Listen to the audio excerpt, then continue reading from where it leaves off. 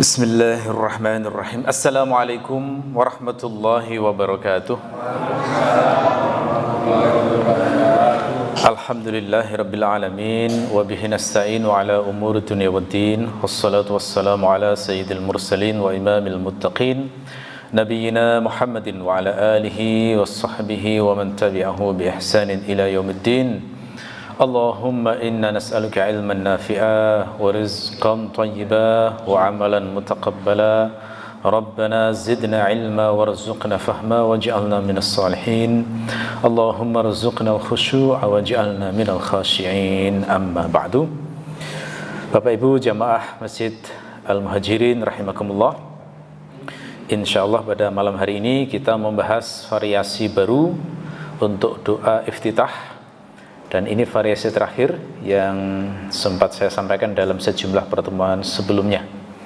Jadi iftitah itu bukan hanya 1-2 variasi saja, tapi ada banyak sekali. Ya, ringkasnya kemarin saya sampaikan kira-kira ada sekitar 10 variasi dengan sedikit perbedaan-perbedaan yang benar-benar berbeda itu kira-kira 10 lafaz. Nah ini kalau kita hafalkan semuanya, insya Allah itu bisa membuat sholat kita bisa lebih terasa. Karena kalau kita sholat hanya 1 variasi saja, saking hafalnya itu kadang sampai ngelamun gitu ya. Tapi kalau misalnya sudah hafal, sudah terasa agak jenuh gitu, kemudian ganti lafaz biasanya lebih terasa lagi gitu ya. Makanya ini pentingnya kita mengkaji semua variasi lafaz doa iftitah. Untuk variasi terakhir yang kita bahas ini, itu doa iftitah diawali membaca takbir 10 kali. Setelah itu membaca tahmid 10 kali, lalu membaca tasbih 10 kali, lalu membaca tahlil 10 kali, kemudian membaca astaghfirullah 10 kali, kemudian membaca doa Allahumma ghfirli wahdini warzuqni wa'afini a'udzu billahi min dhiqil maqami yaumal qiyamah. Gitu ya, itu doa iftitahnya. Nah, agar kita punya pengalaman melafalkannya, moga kita baca bersama-sama. Kita baca takbir 10 kali. Allahu akbar. Allahu akbar. Allahu akbar. Allahu akbar. Allahu akbar. Allahu akbar. Allahu akbar. Allahu akbar. Allahu akbar. Allahu akbar. Alhamdulillah. Alhamdulillah. Alhamdulillah. Alhamdulillah. Alhamdulillah. Alhamdulillah. Alhamdulillah. Alhamdulillah. Alhamdulillah. Alhamdulillah. Subhanallah. Subhanallah. Subhanallah. Subhanallah. Subhanallah. Subhanallah. Subhanallah. Subhanallah. Subhanallah. Subhanallah. La ilaha illallah. La ilaha illallah.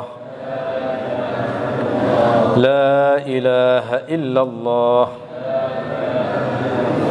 La ilaha illallah. La ilaha illallah. La ilaha illallah. La ilaha illallah. La ilaha illallah. La ilaha illallah. La ilaha illallah. Astaghfirullah. Astaghfirullah.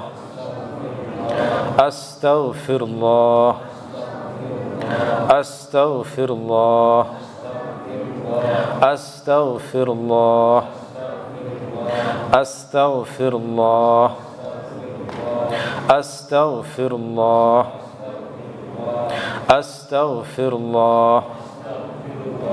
Astaghfirullah. Astaghfirullah. Allahumma ighfirli wahdini warzuqni wa'afini. A'udzu billahi min dhiqil maqami yaumal qiyamah. Ya.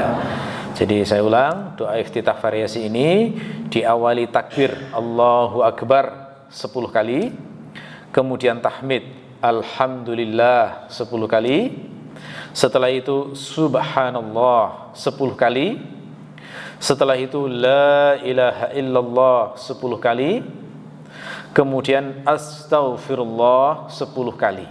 Ini semua sudah kita hafal ya, tinggal urutannya saja. Jadi 5 zikir ini sangat familiar bagi kita.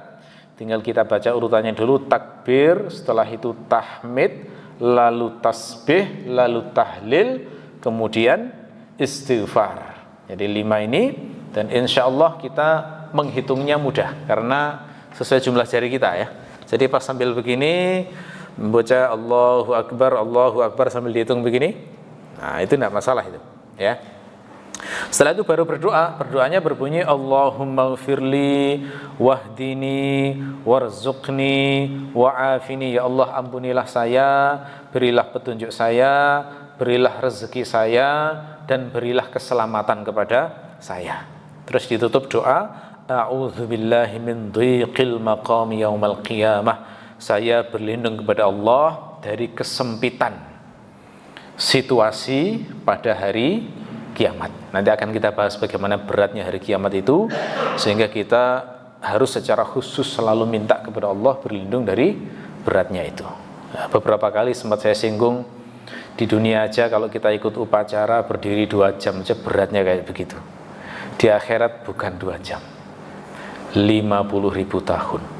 Nah, bayangkan itu betapa beratnya itu.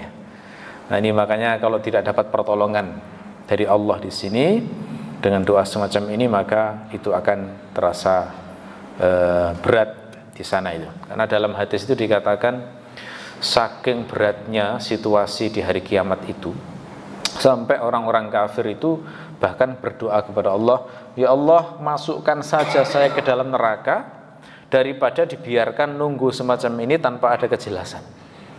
Saking putus asanya itu ya. Nah, kenapa? Karena berdiri, tidak ada tempat duduk, haus, tidak ada tempat minum, tidak ada tempat istirahat, panas, matahari didekatkan.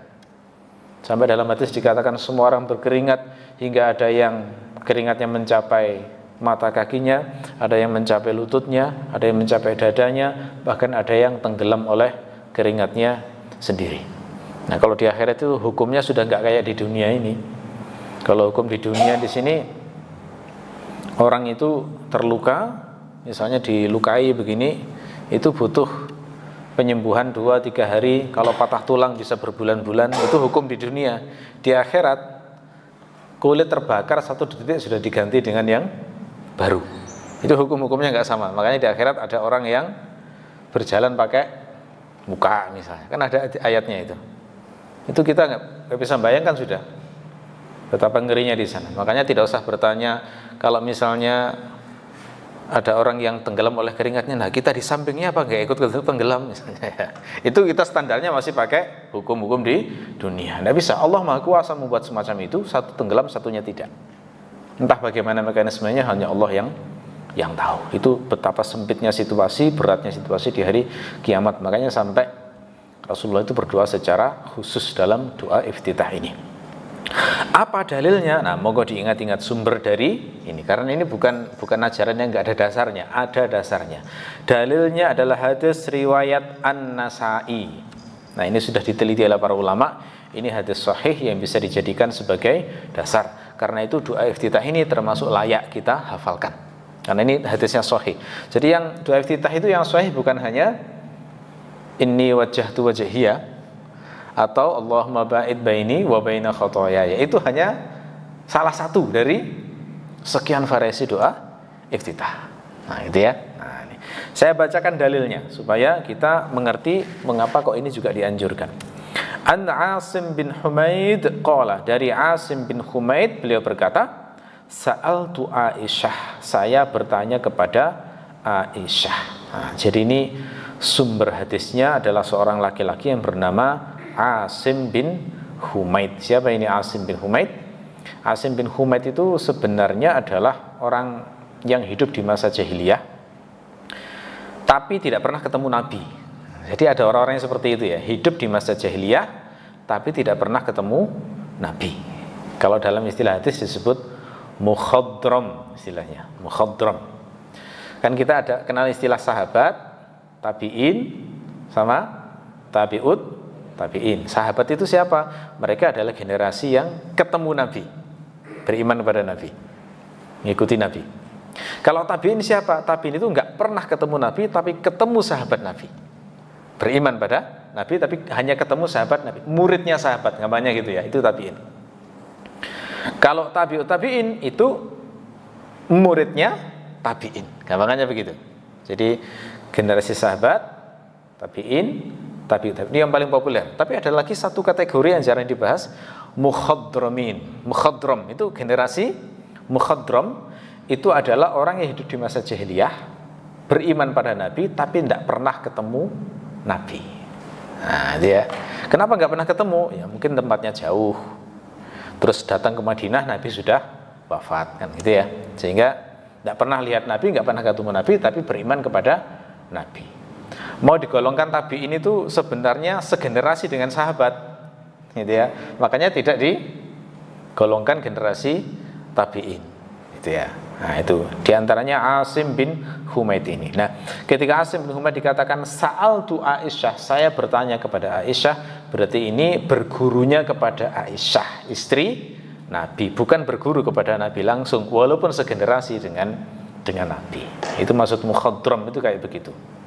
Ya, jadi Aisyah itu istri Nabi dan dihitung sebagai sahabat Nabi juga, sahabiyah istilahnya. Ya, karena perempuan. Karena ketemu Nabi, beriman kepada Nabi. Jadi bertanya kepada Aisyah. Nah, beberapa kali kajian sebelumnya juga saya sampaikan, istri Nabi yang paling banyak menyebarkan hadis Nabi itu ya Aisyah. Kenapa? Karena satu, Aisyah ini dinikahi Nabi masih sangat muda. Itu poin tersendiri, keunggulan tersendiri itu. Jadi Aisyah itu akad nikah dengan Nabi usia 6 tahun, kemudian diboyong Nabi, baru berumah tangga satu rumah itu usia 9 tahun, sudah balik waktu itu. Di Arab itu 9 tahun sudah haid itu biasanya. Nah, kalau 6 tahun masih belum. Nah, ini riwayat Aisyah itu menunjukkan akad nikah itu memang tidak harus dewasa. Apalagi di zaman sekarang kadang-kadang jadi solusi itu. Dinikahkan sebelum balik untuk menjaga, sudah jelas ada suaminya begitu. Tapi belum serumah, belum dikasih tanggung jawab karena belum mampu. Ya, nafkahnya masih ditanggung oleh walinya gitu ya. Begitu sudah mampu baru kemudian dipertemukan dengan suaminya. Seperti Rasulullah dengan Aisyah itu kasusnya kayak begitu. Jadi 9 tahun bersama Nabi, kemudian di usia 18 tahun Rasulullah meninggal. Nah, jadi Aisyah itu hidup bersama Nabi selama 9 tahun.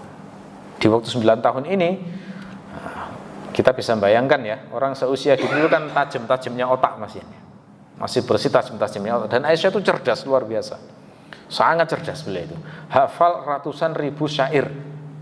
Nah itu bayangkan ya, Quran jangan ditanya, jelas sudah hafal 30 juz semuanya itu. Hadis Nabi banyak mengetahui hadis-hadis Nabi yang didengar oleh Aisyah. Nah karena itulah tidak heran maka Aisyah ini termasuk salah satu sumber ilmunya tabi'in maupun para mukhadramin tadi itu, sumber ilmu. Itu yang pertama, Aisyah dinikahi saat masih muda dan cerdas. Yang kedua adalah Aisyah ini tidak punya anak. Itu luar biasa tuh, hikmah juga itu ya. Karena seorang wanita secerdas apapun, kalau sudah punya anak, ngurus anak beda itu, ya. Beda dengan wanita yang tidak ngurus, ya, wanita yang ngurus anak dengan tidak itu beda. Kalau yang tidak ngurus anak seperti Aisyah bisa full khidmat pada ilmu itu. Kalau zaman sekarang wanita cerdas punya anak, kalau nggak punya pembantu nggak bisa mengembangkan ilmu itu, gitu ya. Kalau wanita itu cerdas, pinter, punya anak, terus ngurus anaknya udah hilang sudah itu ya. Potensi untuk mengembangkan ilmunya itu jadi berkurang, sangat berkurang sudah, karena direpoti oleh urusan anak itu. Jadi takdir Allah itu berkehendak Aisyah memang tidak punya anak. Sempat hamil tapi keguguran, riwayatnya begitu. Jadi Aisyah itu sempat hamil 1 kali tapi keguguran. Jadi seakan-akan Allah memang tidak berkehendak istri Nabi itu punya anak dengan Nabi kecuali hanya Khadijah. Gitu ya. Yang lainnya itu nggak ada yang punya anak bersama Nabi itu. Ya. Satu dengan Maria Al-Qibtiyah itu bukan istri, itu budak itu. Ya, dan itu pun diwafatkan di waktu kecil.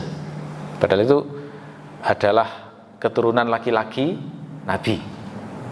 Ya.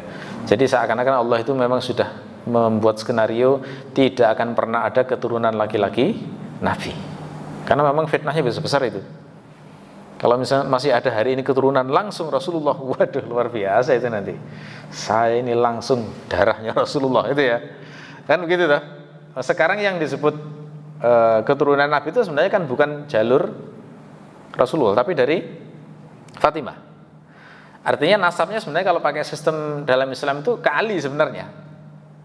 Gitu ya, tapi karena ada kekhususan putri Rasulullah dan diaku sebagai cucunya Nabi, ya, anaknya Nabi, maka tetap dianggap ahlul baitnya Rasulullah itu memang keturunan Fatimah. Tapi dari sisi status nasab itu sebenarnya ya Rasulullah sudah nggak ada satupun keturunan laki-laki yang punya keturunan itu, nggak ada itu sama sekali. Ya, jadi ini apa namanya, Aisyah itu tidak memiliki anak. Yang lainnya beberapa janda yang dinikahi Nabi dalam keadaan punya anak, ya sudah banyak fokus ngurusi anaknya. Makanya nggak banyak hadis yang diriwayatkan. Makanya kita itu sering mendengar hadis itu an Aisyah itu ya. Selain dari Abu Hurairah kan dari Aisyah itu yang paling sering. Kenapa? Karena Aisyah itu yang paling banyak ngajar. Setelah Rasulullah wafat yang paling banyak buka pengajian itu Aisyah. Yang lainnya nggak berani. Kenapa? Karena memang nggak banyak ilmunya. Nah kalau Aisyah itu setiap Rasulullah datang itu selalu menyerap ilmu itu. Setiap gerak-gerik Rasulullah itu diperhatikan, sholat malamnya Rasulullah itu bagaimana, bacaannya seperti apa dihafalkan. Makanya banyak sekali riwayat Aisyah tentang ibadah Nabi di rumahnya Aisyah. Ini kalau enggak jasa Aisyah kita enggak akan tahu bagaimana sholat malam Rasulullah. Kita enggak akan tahu bagaimana bacaan iftitah Nabi saat sholat malam. Nah ini ya, makanya ini Asim bin Humaid tanya kepada Aisyah, sa'altu Aisyah bima kana Rasulullah sallallahu alaihi wasallam yastaftihu qiyamul lail. Saya bertanya kepada Aisyah, dengan doa apa Rasulullah itu memulai qiyamul lail. Yastaftihu itu kan bahasa Arabnya dari kata fataha, membuka. Yastaftih itu memulai, membuka. Kemudian dalam bahasa Arab diubah jadi istilah doa istiftah atau doa iftitah. Itu dari kata ini. Karena sifatnya membuka dulu. Maka Aisyah mengatakan, qalat laqad sa'altani an syai'in ma sa'alani anhu ahadun. Sungguh kamu telah bertanya kepadaku tentang sesuatu yang tidak pernah ditanyakan sebelumnya oleh siapapun qablaka, sebelum kamu. Jadi Aisyah itu kayak memuji Asim bin Humaid ini. Kok pinter sekali ya kamu ini, kok tanya sesuatu yang enggak pernah ditanyakan orang, padahal ini ilmu agung ini. Ya, kamu itu hebat ini. Kamu bisa menanyakan sesuatu secara kritis dan cerdas, sehingga ilmu ini nanti bisa menyebar ke umat, gitu ya. Jadi dipuji ini. Aisyah itu juga seakan-akan menyayangkan. Saya punya murid sekian banyak, kok nggak pernah ada yang tanya kayak kamu ini, gitu ya. Jadi hanya kamu ini yang tanya seperti ini. Akhirnya kemudian Aisyah melanjutkan, kana Rasulullah sallallahu alaihi wasallam yukabbiru ashran. Rasulullah itu biasanya bertakbir 10 kali. Nah, tadi makanya saya contohkan baca Allahu Akbar 10 kali dulu. Ya, yukabbiru ashran wa yahmadu ashran, dan bertahmid 10 kali. Setelah takbir tahmid. Setelah Allahu Akbar kemudian alhamdulillah. Wa yusabbihu asyran, dan bertasbih 10 kali. Berarti subhanallah. Jadi Allahu Akbar dulu, kemudian alhamdulillah, kemudian subhanallah 10 kali. Wa yuhallilu asyran, dan bertahlil 10 kali. Artinya mengucapkan la ilaha illallah 10 kali. Wa yastaghfiru asyran, dan meminta ampun, beristighfar sebanyak 10 kali. Yani mengucapkan astaghfirullah, astaghfirullah itu sebanyak 10 kali. Gitu ya. Jadi makanya tadi yang kita baca bersama-sama, Allahu Akbar 10 kali, alhamdulillah 10 kali, kemudian subhanallah 10 kali, la ilaha illallah 10 kali, dan astaghfirullah 10 kali. Nah, setelah itu kemudian ditutup dengan doa Allahumma ghfirli wahdi, wa yaqulu Allahumma ghfirli wahdini warzuqni wa'afini a'udzu billahi min dhiqil maqami yaumal qiyamah. Nah, jadi ini menunjukkan bahwa doa yang tadi kita praktekkan itu termasuk doa iftitah yang menjadi kebiasaan Nabi yang dibaca saat beliau sedang sholat malam atau qiyamul lail, gitu ya. Oke.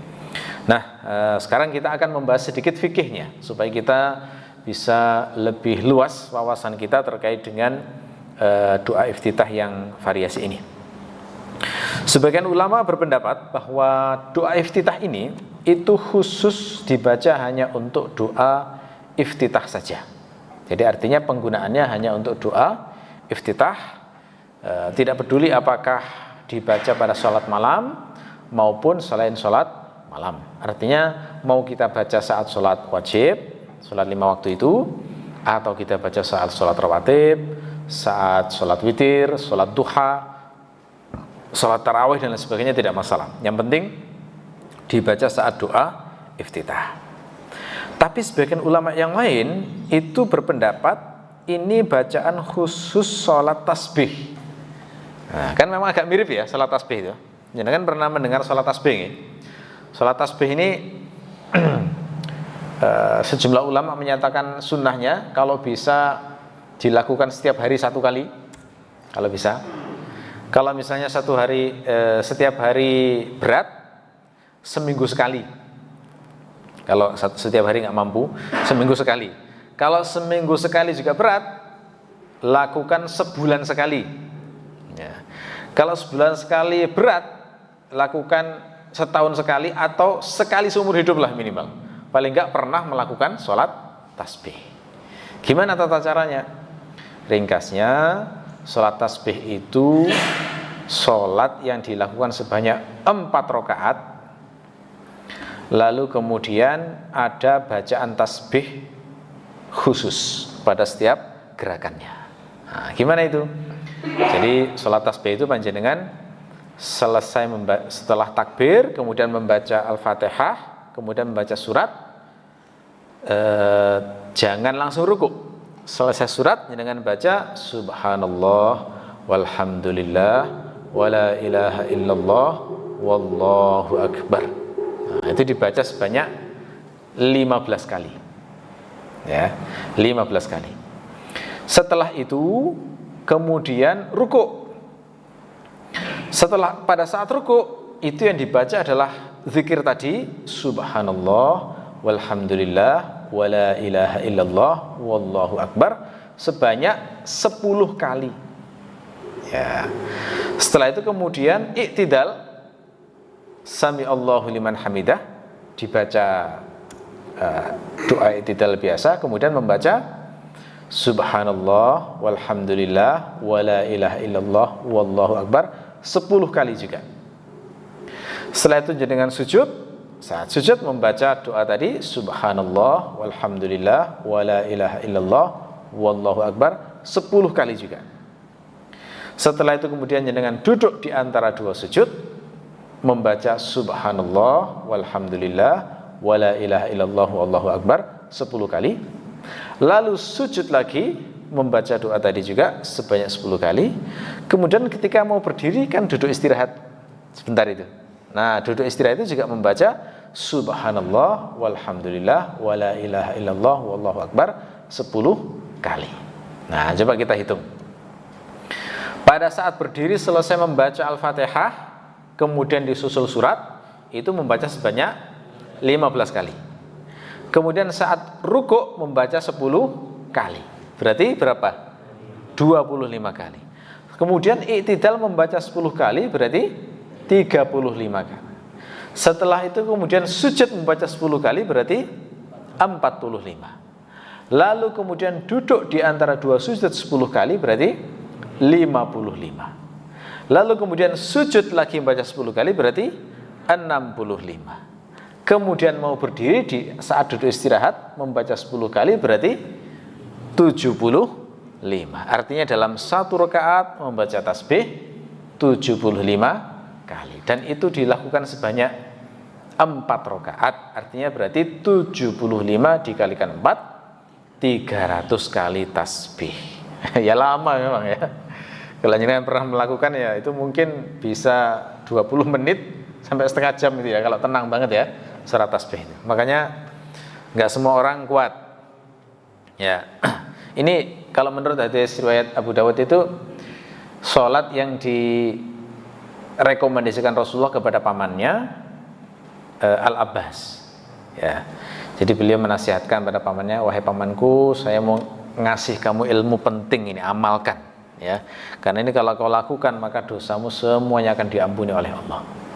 Ya, lalu kemudian diajarkan tata cara sholat tasbih itu, terus disampaikan kalau bisa setiap hari, kalau nggak bisa seminggu sekali, kalau nggak bisa sebulan sekali, minimal sekali seumur hidup, gitu ya. Nah, gitu. Nah, sebagian ulama ada yang berpendapat maksud dari hadis ini itu adalah sholat tasbih. Ada yang berpendapat seperti itu ya. Ada juga sebagian ulama yang berpendapat bahwa bacaan yang kita baca tadi itu dibaca setelah tasyahud sebelum salam. Nah, jadi artinya kita baca dulu at-tahiyyatul mubarakatus shalawatut thayyibatu lillah dan seterusnya. Kemudian sampai sholawat innaka hamidum majid, gitu kan. Biasanya setelah itu kan salam, assalamualaikum warahmatullahi wabarakatuh. Nah, itu baca ini dulu. Allahu Akbar 10 kali. Kemudian alhamdulillah 10 kali dan seterusnya. Sebagian ulama ada yang berpendapat dibaca setelah tasyahud sebelum salam. Ada juga seorang ulama di zaman Syekh Ibnu Hajar Al-Asqalani yang mempopulerkan bacaan dalam hadis ini itu, tapi dibaca bukan sebagai bacaan doa iftitah, tapi dibaca di masjid sebelum melakukan sholat wajib. Ya, jadi ini nanti misalnya sholat isya nih ya, sebentar lagi sholat isya, itu selesai azan, maka kemudian yang mau jadi imam itu memimpin jamaah untuk membaca doa ini tadi, takbir 10 kali, kemudian tahmid 10 kali dan seterusnya. Begitu selesai langsung qomat. Nah, itu zaman dulu ada yang membuat kebiasaan yang semacam itu. Di zamannya Syekh Ibnu Hajar Al-Asqalani. Nah, itu beliau ditanya karena beliau seorang qadhi, seorang imam besar, seorang ulama besar di zaman itu. Ya, sekitar abad 9 Hijriah lah ya. 9 Hijriah itu kalau Mas saya mungkin kira-kira zaman tahun berapa ya? Zaman Majapahit mungkin ya kira-kira. Kurang hafal saya kira-kira. Jadi gitu. Nah, beliau ditanya, amalan seperti itu ada dasarnya atau enggak? Ada hadisnya apa enggak itu? Apakah amalan semacam ini bisa disebut bid'ah atau tidak? Ya. Bisa disebut bid'ah hasanah atau bid'ah sayyi'ah? Itu pertanyaan pada Ibnu Hajar Al-Asqalani. Maka Ibnu Hajar dengan segenap keluasan ilmunya beliau menjelaskan, kebiasaan tersebut itu sebenarnya didasarkan pada pemahaman terhadap penjelasan An-Nawawi dalam kitab Al-Azkar. Nah, ini kitab populer ini ya. An-Nawawi itu punya kitab zikir Nabi lengkap namanya Al-Azkar An-Nawawiyah. Ya. Di salah satu bab di sana itu An-Nawawi menulis begini. Babu ma yaqulu 'inda iradatihil qiyama ila shalah. Bab doa yang dibaca pada saat seseorang ingin berdiri melakukan sholat. Nah, jadi ini Imam Nawawi membahas apa doa yang dibaca sebelum orang berdiri untuk melakukan sholat. Artinya dibaca sebelum sholat gitu loh. Nah, kemudian Imam Nawawi menulis rawaina fi kitab Ibnu Sunni an Ummi Rafi'. Kami meriwayatkan dari kitab Ibnu Sunni dari Ummu Rafi' annaha qalat, bahwasanya beliau bertanya, ya Rasulullah, dullani ala amalin ya'juruni Allahu azza wa jalla alaihi. Wahai Rasulullah, tunjukkan saya sebuah amal yang Allah akan mengganjar saya dengan pahala. Nah, jadi di zaman Nabi, menurut riwayat Ibnu Sunni ini, ada seorang perempuan bernama Ummu Rafi' minta diajari Nabi bacaan yang dibaca supaya mendapatkan pahala. Maka Rasul menjawab, ya Umma Rafi', idza qumti ila sholati fasabbihillaha ta'ala ashran. Wahai Ummu Rafi', kalau kamu hendak sholat maka bertasbihlah 10 kali, wahallili ashran, dan bertahlillah 10 kali, wahmadihi ashran, bertahmidlah 10 kali, wakabbirihi ashran, bertakbirlah 10 kali, wastaghfirihi ashran, dan beristighfarlah 10 kali. Fa innaki idza sabbahti qala hadza li, karena sesungguhnya kamu jika bertasbih maka Allah akan berfirman, ini untukku. Wa idza halalti qala hadza li, kalau kamu bertahlil maka Allah berfirman, ini untukku. Wa idza hamidti qala hadza li, kalau kamu bertahmid Allah akan berfirman, ini untukku. Wa idza kabbarti qala hadza li, kalau kamu bertakbir maka Allah akan berfirman, ini untukku. Wa idza astaghfarti qala qad fa'altu, kalau kamu meminta ampun pada Allah maka Allah akan berfirman, ya, saya telah mengampunimu. Nah, jadi ini hadis Ummu Rafi' yang disebutkan oleh An-Nawawi ini menceritakan minta amalan, terus sama Rasulullah dikasih amalan yang dibaca idza qumti ila shalah, sebelum, jika kamu hendak melakukan sholat. Jadi ada kesan itu dibaca sebelum sholat gitu, memang dengan bacaan yang tadi kita baca itu tadi, gitu ya. Nah, oleh karena itu kata Ibnu Hajar, memang ini termasuk muhtamal. Nah, muhtamal itu bahasa ulama itu menunjukkan bahwa pemahaman seperti itu bisa dibenarkan, gitu ya. Artinya kalau misalnya beneran ada masjid yang membuat kebiasaan semacam itu ya, sebelum sholat itu imamnya ngajak dulu membaca doa ini, itu kalau dalam penjelasan Ibnu Hajar termasuk muhtamal. Artinya mungkin bisa jadi bukan sesuatu yang nggak ada dasarnya, itu ada berdasarkan riwayat hadis Ummu Rafi' ini, gitu ya. Nah, akan tetapi sebelumnya kan sudah saya katakan ya, ulama itu yang mengatakan, ada yang berpendapat bahwa ini khusus doa iftitah saja. Ada yang berpendapat ini khusus doa untuk sholat tasbih. Ada yang berpendapat ini doa yang dibaca sebelum salam pada saat sholat. Nah, maka kemudian Ibnu Hajar mengatakan, dengan adanya ragam ikhtilaf ulama ini, maka kita perlu mentarjih. Nah, mentarjih itu artinya memilih mana pendapat yang paling kuat. Nah, kalau fatwanya Ibnu Hajar al-Asqalani, yaitu mengatakan bahwa dari semua dalil yang memungkinkan dipahami bermacam-macam pendapat tadi, menurut Ibnu Hajar yang paling berhati-hati adalah membaca bacaan ini itu, kalau mau membaca sebelum sholat maka bacalah sebelum sholat malam. Nah, gitu ya. Jadi kan ada yang berpendapat dibaca sebelum sholat, gitu ya. Pendapat Ibnu Hajar al-Asqalani, kalaupun dibaca sebelum sholat maka bacalah untuk sholat malam. Artinya bukan sholat fardu gitu loh, dibaca saat sebelum sholat malam. Itu fatwa ini saya kira memang barangkali bermanfaat bagi kita, karena namanya bangun malam itu kadang-kadang masih ngantuk ya. Kalau langsung takbir masih ngantuk-ngantuk gitu ya. Tapi kalau berdiri dulu, diawali kayak semacam pemanasan, Allahu Akbar, Allahu Akbar. Nah, mungkin begitu takbiratul ihram sudah seger itu. Ya, mungkin itu diantara hikmahnya. Jadi dibaca sebelum sholat malam. Kalau misalnya lupa, maka dibaca saat doa iftitah.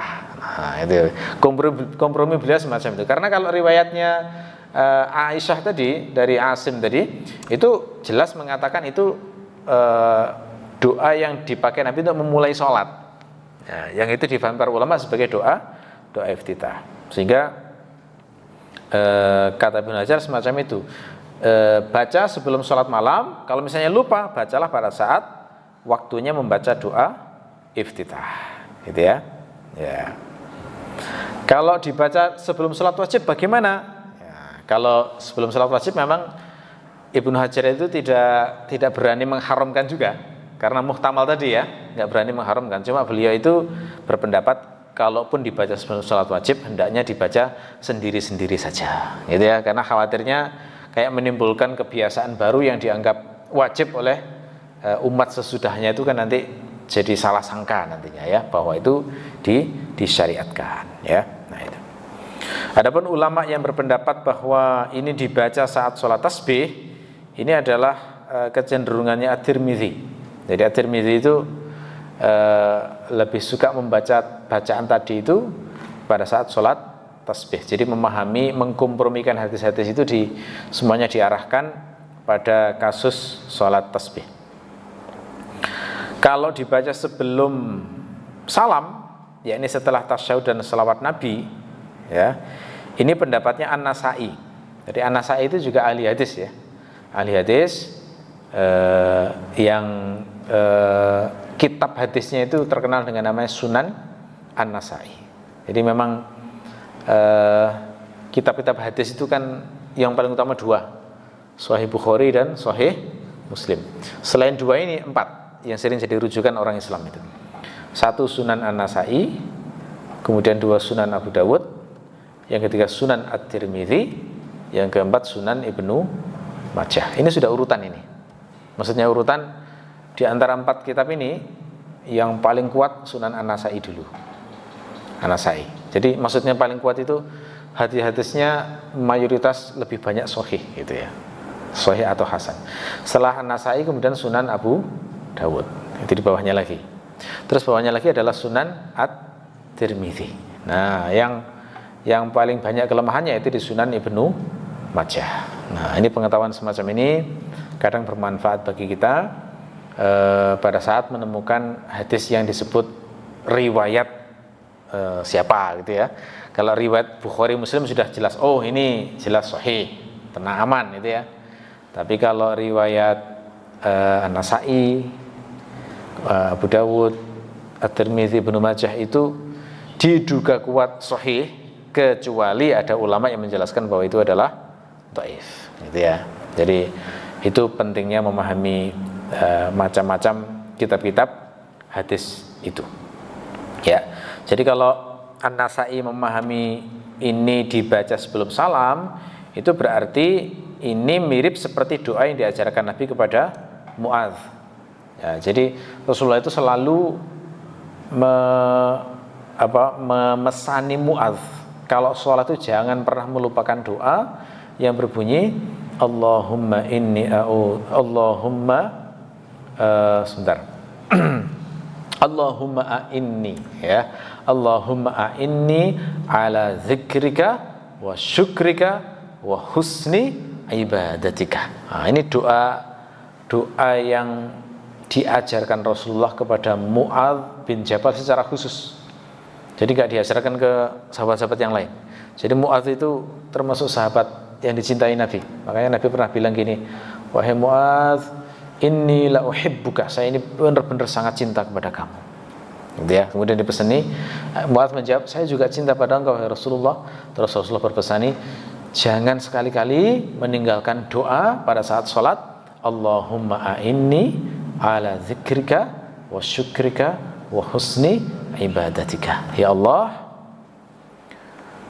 berilah pertolongan kepada saya, bantulah saya untuk berzikir, mengingatmu, untuk selalu mengingatmu, wa syukrika, dan bersyukur kepadamu, dan beribadah kepadamu dengan baik. Nah, ini doa yang istimewa yang diajarkan Rasulullah kepada Mu'adz, yang sekaligus secara implisit mengajarkan kepada kita ciri umat Nabi yang dicintai Nabi itu apa, gitu ya. Jadi kalau pengen tahu Rasulullah itu umatnya yang paling dicintai itu cirinya apa? Cirinya 3. 1, ahli zikir. Jadi dekat sedikit-sedikit subhanallah, subhanallah. Dikit-dikit alhamdulillah, alhamdulillah, subhanallah, alhamdulillah, gitu ya. Nah itu ciri umat yang dicintai Nabi, ahli zikir. Kalau dikit-dikit mengumpat, wah itu muridnya siapa nggak tahu gitu ya. Anak zaman sekarang gitu ya. Ya Allah, saya tuh heran sekali anak zaman sekarang itu. Dikit-dikit seneng ngomong anjay gitu ya. Anjir itu. Itu kan jenis umpatan ya. Sebenarnya kan asalnya anjing itu.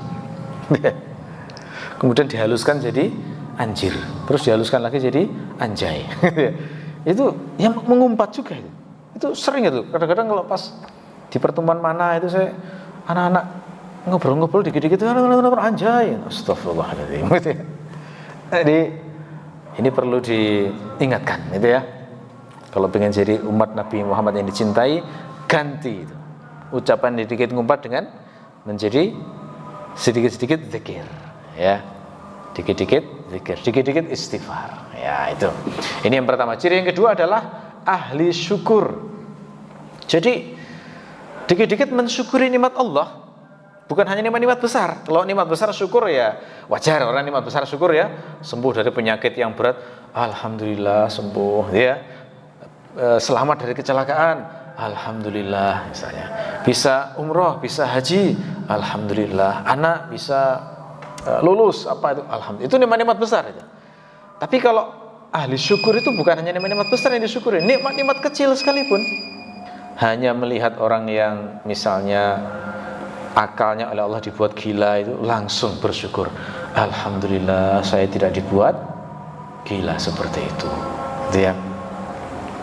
Hanya mendengar berita, di Batu kemarin ada kecelakaan sekian orang, alhamdulillah berkali-kali saya lewat Batu selamat. Nah itu kan ahli syukur itu semacam itu ya, alhamdulillah. Bahkan ketika melihat sekedar mau tidur lalu kemudian teringat bagaimana ujian Allah yang diberikan kepada orang muslim yang ada di Gaza, perang terus, kita bisa tidur dengan tenang lalu kemudian bersyukur, alhamdulillah. Itu namanya hamba ahli syukur. Itu kayak begitu. Sekecil-kecilnya nikmat itu disyukuri. Sampai selesai makan dan minum sekalipun selalu ingat untuk bersyukur kepada Allah. Selesai minum, alhamdulillah. Minum lagi, alhamdulillah. Selesai makan, alhamdulillah. Enggak pernah lupa itu. Selesai sholat, bisa sholat juga bersyukur, alhamdulillah. Alangkah banyaknya yang pengen sholat tapi enggak bisa sholat, itu juga banyak. Itu ahli syukur. Ciri yang ketiga adalah bagus ibadahnya.